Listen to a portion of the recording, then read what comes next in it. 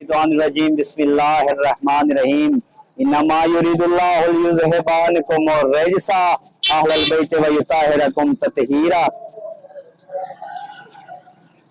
मजलूमा ने करबला, आज हम पीरोवां रोड पे मातमदारी के लिए आए हैं। हमारी संगत मुसाफिर शाम यहाँ पे मातमदारी के लिए आई है। रोडों पे आए हुए हैं 1400 साल से आज तक। ये रोडों पे आकर हम बताते हैं कि मौला हुसैन अलैहिस्सलाम के साथ जुल्म हुआ था।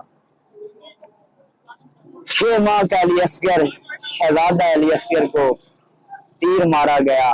32 साल के जवान मौला अब्बास को बाजू काटे गए, उनके साथ जुल्म हुआ। ये हम बताते हैं। हमारी संगत मुसाफिर शाम आई हुई है, वो मातमदारी कर रही है इस वक्त हमारे पीरोवार रोड पे है। ठीक है, तो हमारे चैनल को भी सब्सक्राइब करें।